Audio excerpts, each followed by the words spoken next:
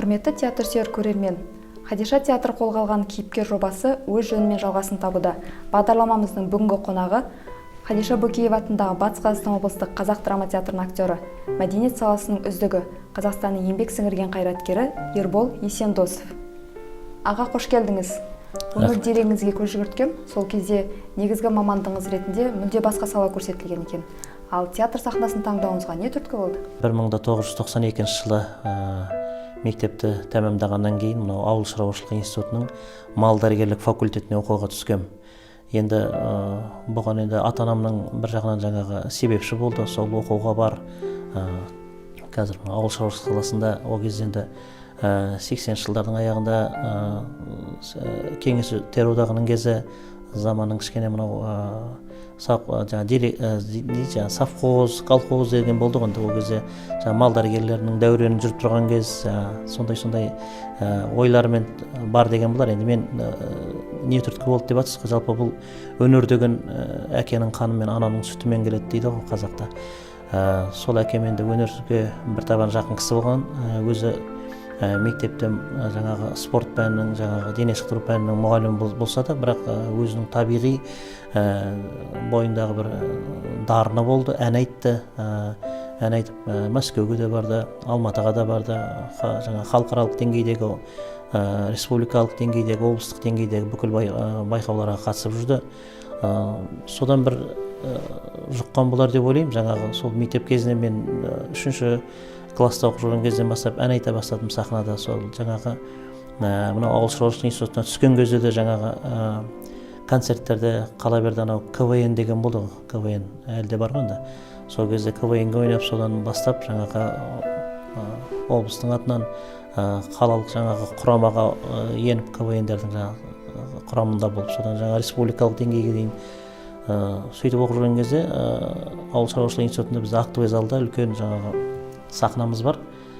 Сонда 93 жылы осы театр ашылған жылы Шойын қатын деген спектакльмен келді қазақ театры. Сонда көрермен ретінде көріп отырып, жаңа актерлардың ол кезде Мұрат Ахманов ағамыз басты рөлде ойнап отыр. Жаңа Гүлнар Жақыпова апамыз халық әртісі, Мұрат ағамыз енді біздің театрда режиссер болған кісі, Қазақстан еңбек сіңірген әртісі. Сондай аға-апаларымыздың өнеріне тәнті болып, содан театрға деген бір махаббат пайда болды. Осы актерлар сияқты сахнада бір өнер көрсетсем, жаңағы осындай бір сахнада осындай аға-апалармен бір жұмыстас болсам деген бір арман, бір балалық арман бекен, сол кісілердің өнері. Содан әйтеуір мен 94 жылы театрға, мен 94 жылы КВН-нен мені жюри Әділғазы дейді ғой, сонда Елкен Жылқышынов деген ағамыз болды, ол кісі отнен болып кетті. Театрдың алғаш театрда ашқан 93 жылы ашқан кезде Шойын қатынды қойған кісі. Сол кісі Әділғазы алқасында отырып, сонда мен өнер көрсеткен кезде осы кісінің көзіне түссем екен, осы кісі көрсе екен мені. Сосын жаңа КВН біткеннен кейін сыртта күтіп отырса екен деп бір ой болды. Сол айтқаным бәрі КВН бітіп, жаңа сыртқа шығып жатсам, бәрі тарап отыр қой. Сонда ол кісі жаңа скамейкеде отыр, сыртта Зенит зауытындағы мәдениет үйі. Сыртта күтіп отыр ағамыз. Шақырып алды, мен мында кел деп жаңа. Сен актер болғың келе ме дейді. Иә аға дедім. Сен қайда оқып жатсың? Мен сол ауыл шаруашылық институтында мал дәрігерлік факультетте. Ертең театрға келші деді. Онда Ремзаводта театрымыз, ескі театр. Сонда барып, жаңағы мен сол сахнада көрсеткен, жаңа КВН-де ойнаған бір монолог оқып едім. Соны комедия жанрындағы, жаңағы соны маған оқып дайындалды. Қазір дайындалып, 1 сағат анда репетиционный зал бар, айнасы бар жаңағы. 1 сағаттан кейін келем деді, соны маған ойнап бер деді. Соны 1 сағат дайындалдым, өзім айнаға қарап жаңағы. Содан кейін ол кісі келіп жаңағы қарады, соны ойнап бердім. Риза болды ол кісі. Сосын жаңағы Гүлнар Жақыпова апамыз шақырды, мына баланы қарашы деп. Ол кісі жаңағы оң бағасын беріп жатыр. Сосын жаңағы Амантай Сұлтанғалиев деген ағамыз директор. Сол кездегі ол кісі өтінелік болды. Сол кісіге апарып көрсетті, мына бала театрға алу керек деп. Мен енді ол кезде студентпін, 94 жылы. Жаңағы вспомогательный состав дейді, қосымша құрам ретінде алды. Бірақ маған жаңағы ауыл шаруашылық институты қаланың бір шеті, театр қаланың бір шеті, студент ол кезінде жағдайда ана бір асып баратқан жағдай жоқ. Келіп қатынау жаңағы қиындау болды да. Содан кейін мен айттым, оқуымды бітірейін, содан кейін біржолата келермін енді театрға алса деп әрине. Одан кейін 96 жылы тағы бір келіп кеттім. Ол кезде режиссер Мұрат Ахманов ағамыз болды. Ол кісіге де жолықтым, бірақ оның сәті болмады. Ал ол кезден жаңа студентпін ғой, кіре алмадым театрға. Одан кейін сол 98 жылы бітіргеннен кейін сол 2 айдай мамандығым бойынша жұмыс іздедім, бірақ енді ол кезде бәрі ыдырап тарап атқан кез, бір тоқырау заманы болды ғой сол кезде, 98 жылы. Содан үйде жолдасым айтады, сен театрға барып көрсейші. Сен талантың бар, театрға алады ғой сені деп. Мен айтамын, мен театрға кім алады дейсің? Жоқ, сен барып көр деп, сол кісі қолқа салғаннан кейін жолдасым барып, Сердеш Қажымұрат деген ағамыз, ол кезде театрдың бас режиссері, Қазақстан еңбек сіңірген артисі, мемлекеттік сыйлықтың лауреаты. Сердеш ағамыз бірден қарады да, өлең оқыдым ба, бірден өнерімді көрсеттім ғой. Бірден шешім қабылдап театрға кіргенмін сол кісінің арқасында. Сол театрда алғаш сол Айман Шолпанды қойып жатыр Сердеш ағамыз. Сонда үлкен басты рөлді берді, Әлібек деген рөл. Сон үлкен дайындық болып, алғаш театрға үлкен артистермен сахнада жұмыс істеу, әрине қарапайым жаңағы малдәрігерлік факультет бітірген балаға оңай соққан жоқ. Сонда жаңағы апаларымыздан, Сер ағамыз бар, Шақарбанова апамыз бар, Есенқұлова еңбек сіңірген артисі, Қайыпберген деген ағамыз, Телман Имашев ағамыз, сол ағаларды, апалардан жаңағы тәжірибе, кішкене сабақ алып, қалай айтылу керек сөздер, дұрыс айтылып жатыр ма, дұрыс айтылып жатқан жоқ па, сол уақытта кішкене көбірек ізденіп, сол кісілерден көп нәрсе сұрадым десек болады. Содан мінекей енді қазіргі жеткен жетістіктердің барлығы сол аға-апалардың жаңағы жөн сілтеп, сол кісілердің ақыл, бағыт, бағдарымен алған жетістіктер деп ойлаймын. Орал театрының сахнасында Күйші Құрманғазы, Хан Жәңгір, Ақын Мұқағали, Баба Қорқыт, Исатай мен Сырым батырларды сөйлеттіңіз. Жалпы сіз болып сөйлейтін кейіпкер кім? Бұл образдар қазақ тарихында, қазақ руханиятында ерекше орын алатын тау тұлғалар ғой. Әрқайсысы бөлек әлем, әрқайсысы бір бөлек дүние. Бұл Құрманғазы болсын, өзің айтқан Хан Жәңгір, Қорқыт болсын, олардың әрқайсысына жаңағы шығару оңайға соққан жоқ. Көп іздендік, көп жаңағы материалдар қарадым деген сияқты. Сондықтан да ол бір-біріне ұқсамайтын кейіпкерлер. Бір-біріне үлкен бір тарих тұнып тұрған. Сондықтан да ол образдарды сомдау, шығару, мамандардың, жаңағы театр саласының сыншыларының, қала берді халықтың оң бағалары арқылы үлкен жаңағы додаларда үлкен бағаға ие болдық. Сондықтан да мен сол әр кейіпкер, әр образды өзінің жаңа деңгейінде шығардым деп ойлаймын. Енді мен болып сөйлейтін кейіпкер, мен айтқанда жаңағы әрқайсысы мен үшін қымбат. Әрқайсысы мен бүкіл жан дүниемді бердім десем болады. Әрқайсысы маған жақын, ыстық. Оны бөле жара алмаймын. Күләш фильмінде дәрігердің рөлін ойнадыңыз. Ал басқа фильмдерде бой көрсету үшін бап жеткіліксіз бе, әлде бақ шаппай ма?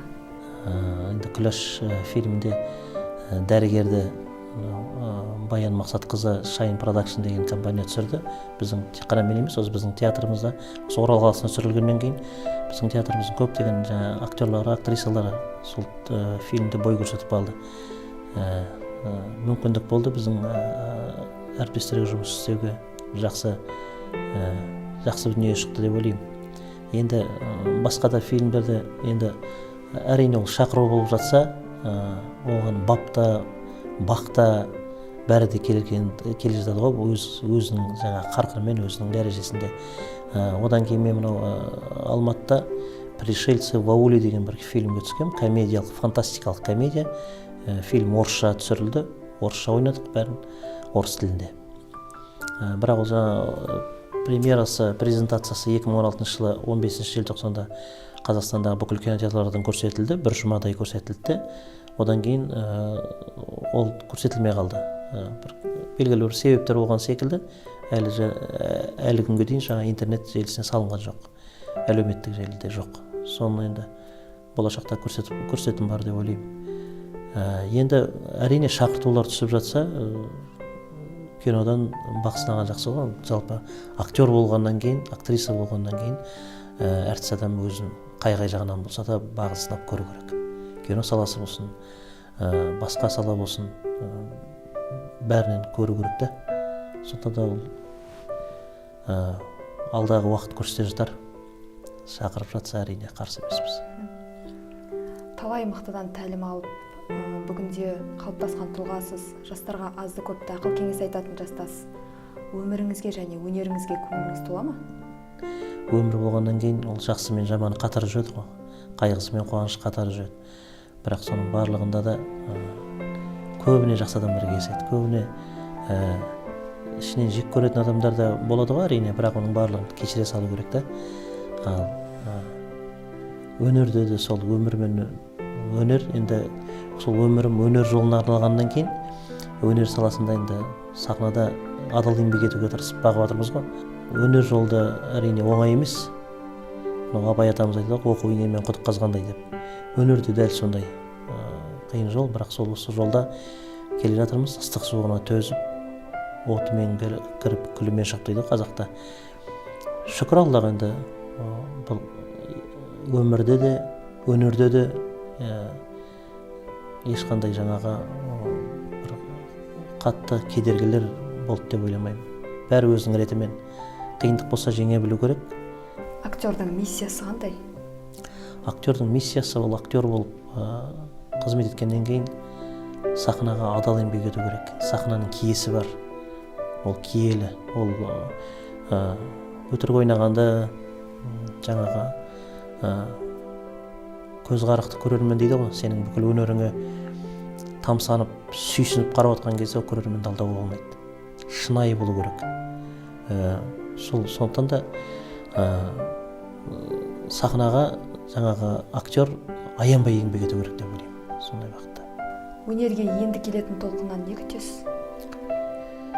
Өресі биік, өнерді өрге өсіретін ізденімпаз, сондай жастардан көп нәрсе күтуге болады. Мен ойлаймын, бізде қазір енді орта буынбыз ғой.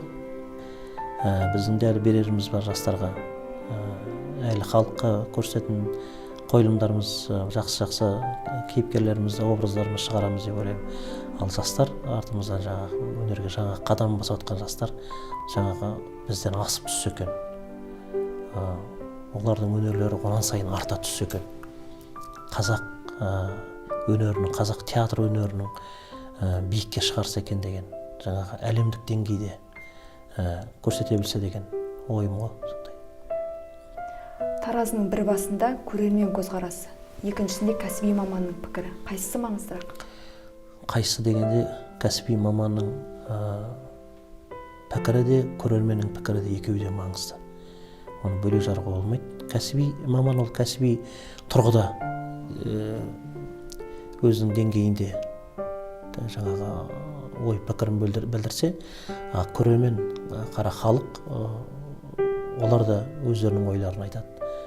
Қазір енді мынау әлеуметтік желі дамыған заманда қазір барлығын ашық жаңағы әлеуметтік желісі арқылы айта салады ғой.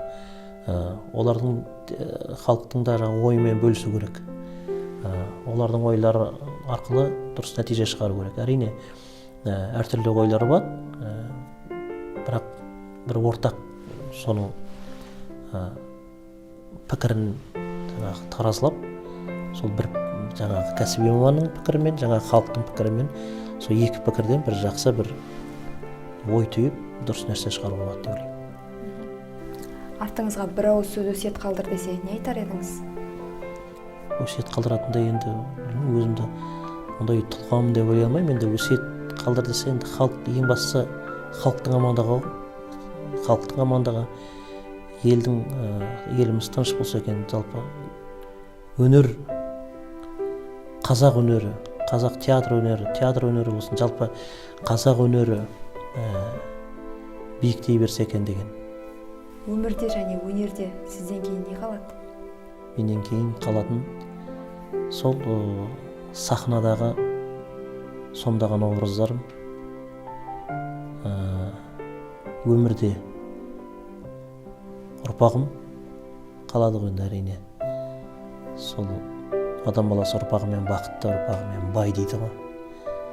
Одан асқан бақыт, байлық жоқ деп ойлаймын. Сол ең бастысы сол ұрпағым мен алмаған асуларды, мен бағындырмаған белестерді солар бағындырса,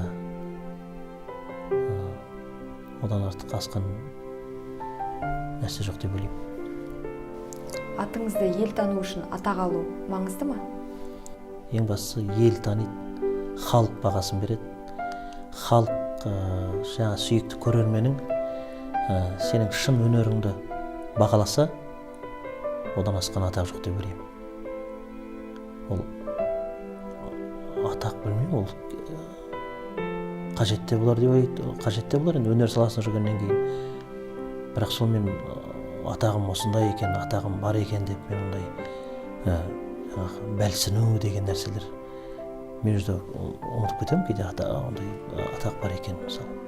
Оған мән бере бермеймін мен. Неғұрлым адам баласы қарапайым болу керек. Неғұрлым шынайы болу керек. Дұрыс өмір сүре білу керек та сахнада. Сонда халық сенің кәдімгі тұрып, орнынан түрегеп тұрып, әртіс үшін ең бақытты нәрсе жаңағы қойылым біткеннен кейін халықтың алдында басыңды иіп тұрған кезде халық саған орнынан түрегеп тұрып қол соғып тұрса, одан асқан бақыт жоқ деп ойлаймын. Вот мінекей сол ең басты атақ сол. Халықтың, көрерменнің сүйіспеншілігіне, ықыласына бөлену. Актер шынайы өмір сүру үшін жүрегімен, санасымен, түйсігімен, бүкіл энергиясын, бүкіл жан тәнімен сол жаңағы берілген тапсырма бойынша кейіпкерді шығара білу керек. Сонда ғана өнердің жаңағы биік шыңы, сонда ғана халықтың берген ықыласы, жаңағы алақаны, ыстық алақаны, қол соғу. Міне сол ең басты атақ деп ойлаймын. Одан кейін енді ол жаңағы ол өткінші нәрсе ғой, жаңағы атақ бүгін бар, ертең жоқ. Ол бәрі өзінің ретімен келетін нәрсе. Сонда да халықтың жаңағы ықыласынан бөлек басты жаңағы атақ сол деп білемін. Аға, алтын уақытыңызды көрермен үшін бөліп арнайы келгеніңізге рахмет. Жастар үлгі алатындай ой түйетіндей сұхбат болды деп ойлаймын. Шығармашылығыңызға толағай табыс, мол жетістік тілеймін. Аман жүріңіз. Рахмет. Құрметті көрермен, кейіпкер бағдарламасының кезекті санында аман сау жолыққанша.